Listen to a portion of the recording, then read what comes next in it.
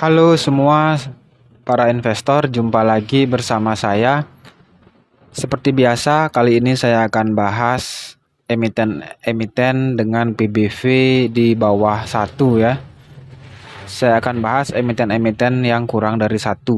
Sebelum lanjut, semua informasi yang ada di sini sudah ada di aplikasi sekuritas kawan-kawan investor semua. Jadi jika yang sempat membaca, silahkan video ini di skip saja. Tapi jika kawan-kawan investor tidak sempat membaca aplikasinya, silahkan dengarkan video ini ya.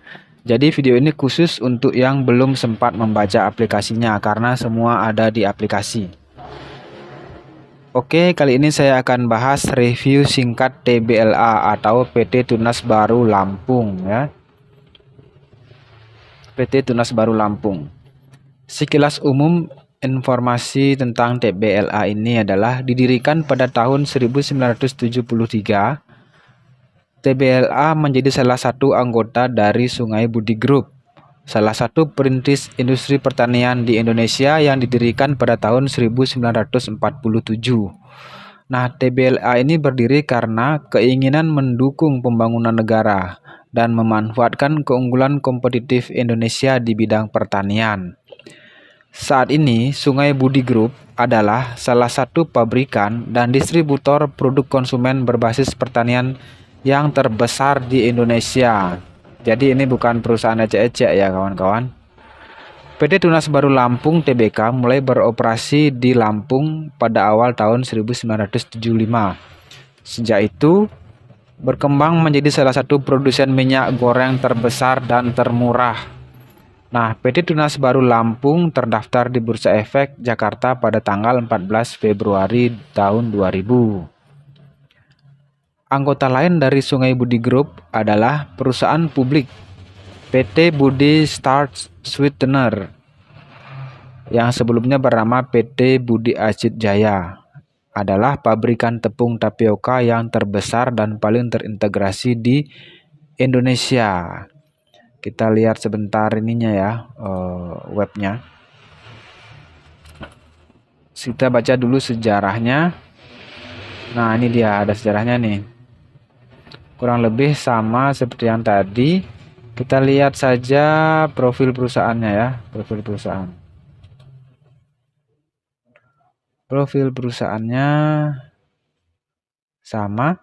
Berarti sekarang kita akan lihat produknya apa aja ya, produknya. Nah, produk minyak dan lemak nabati selama bertahun-tahun mendapatkan pangsa pasar dengan cepat. Saya bacakan ya. Kami telah meningkatkan kapasitas produksi kami di Lampung dan Sumatera Selatan, di mana kami saat ini memiliki pangsa pasar sekitar 60%. Wah, dia penguasa di Lampung dan Sumatera Selatan ya. Dan kami juga memasuki pasar baru pada tahun 1996 di Jawa Timur dengan mengakuisisi pabrik penyulingan minyak goreng. Wah, dia mulai merambah ke Indonesia Timur seperti Kalimantan, Bali, Lombok, Maluku, dan Irian Jaya. Nah, kemudian nih, selain minyak sayur, kami juga memproduksi minyak kelapa, stirin, minyak kelapa sawit, minyak inti sawit, produk konsumen lainnya seperti sabun krim dan sabun cuci yang memanfaatkan asam lemak, produk sampingan dari produk CPO, ya, crude palm oil, minyak sawit. Nah, sejak bertahun-tahun lalu, perusahaan telah berencana memasuki bisnis gula. Wah, menarik ya. Bisnis gula ini akan menjadi bisnis yang terintegrasi dari perkebunan tebu hingga pabrik gula dan penyulingan gula. Wah, dia memperluas usaha nih TBLA nih ya. Apalagi kita lihat ya profil perkebunannya, kita lihat operasi. Kita lihat itu kebunnya ada di Lampung, Palembang, dan Pontianak. Jadi dia ada di 3 tempat sementara ini ya. Besar perusahaannya ini ya, bukan perusahaan main-main. Oke, kita lanjut ya. Lanjut. Oke.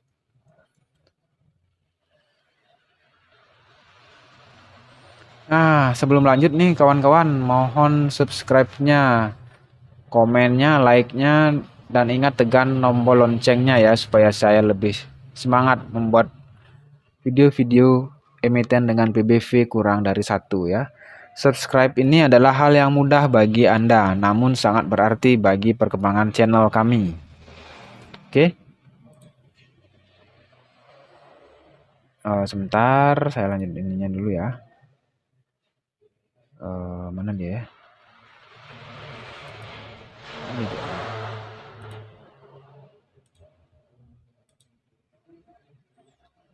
Sebentar kan kawan ya, maaf ya.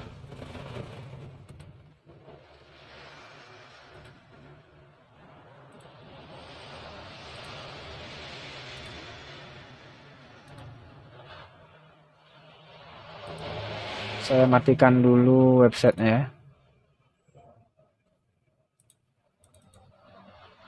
Oke.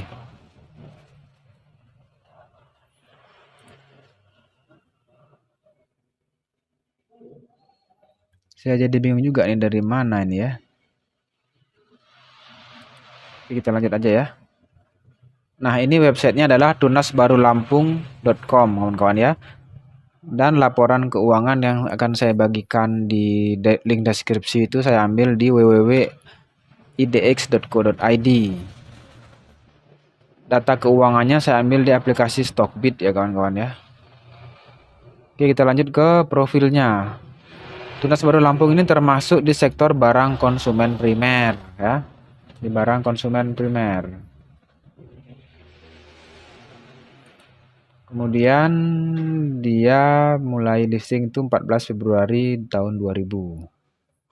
Dengan harga IPO di 2.200. Dengan jumlah IPO yang berhasil didapat waktu itu 309 miliar. Pada tahun itu ya, tahun 2000.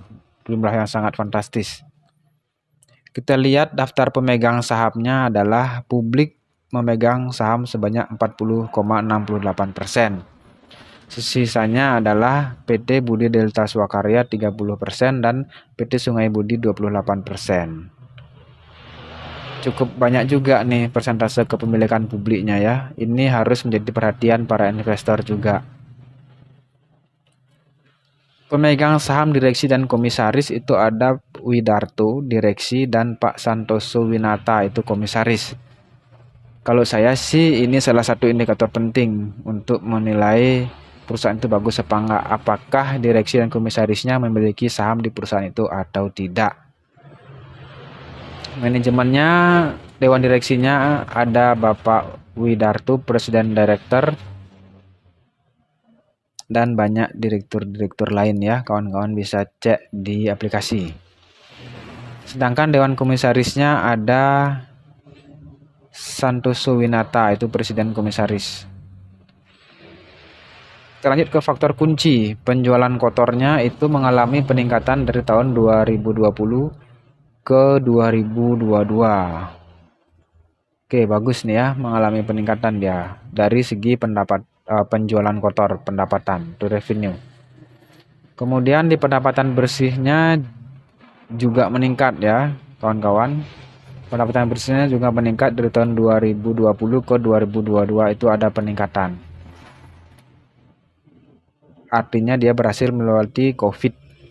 Kita lanjut ke valuasi. Valuasi yang akan kita lihat adalah current price to book value itu saja ya. Dan sebesar 0,56 valuasinya. Lumayan under value ini.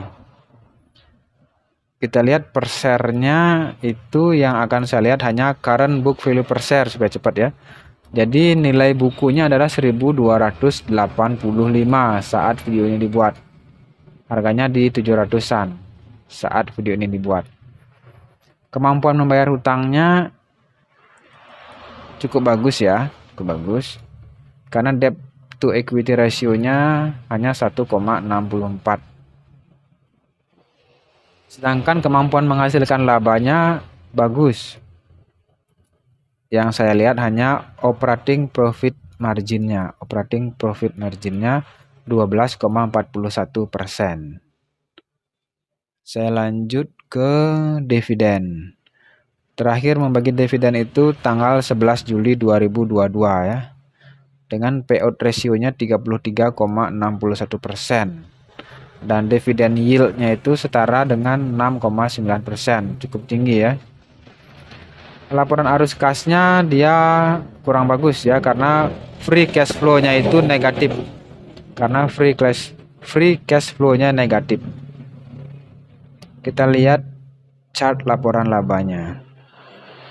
Revenue-nya mengalami peningkatan dari kuartal pertama 2022 ke kuartal kedua 2022. Itu mengalami peningkatan, namun net margin mengalami penurunan. Kawan-kawan investor harus membaca laporan keuangannya untuk mencari tahu apa penyebab meningkatnya pendapatan tapi laba bersih menurun ya. Kita lihat order booknya tidak terlalu tipis ya. Untuk kawan-kawan dengan modal yang tidak terlalu banyak, di bawah 1 miliar, ini bisa dimasuki dengan all in. Karena bid offernya tidak terlalu tipis tapi juga tidak terlalu tebal. Kita lihat insidernya. Wah, ini ternyata pemegang sahamnya banyak melakukan transaksi ya. Harus diwaspadai juga ini kawan-kawan investor, karena pemegang sahamnya melakukan trading juga. Kita lihat grafiknya, grafik 3 bulan mulai menunjukkan kenaikan ya, setelah penurunan yang cukup dalam ini.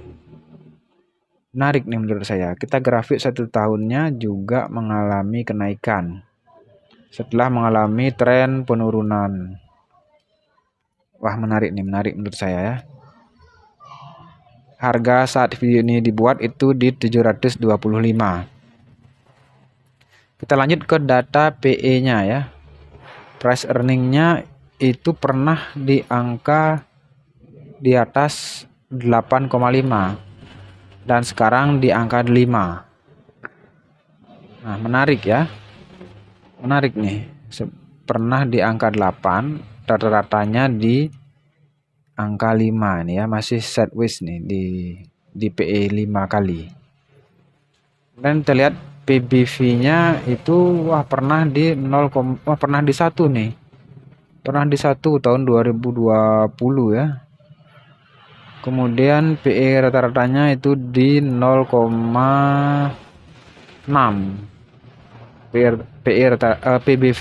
PBV rata-ratanya di 0,6, sekarang di 0,5.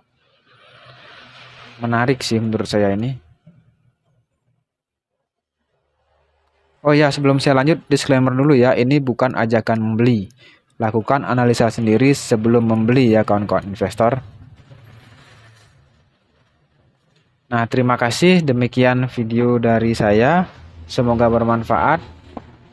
Retail bersatu tak terkalahkan. Ayo retail, jangan terpengaruh isu-isu dan berita-berita dan stock pick berbayar ya. Baik, sekian dari saya. Semoga cuan selalu.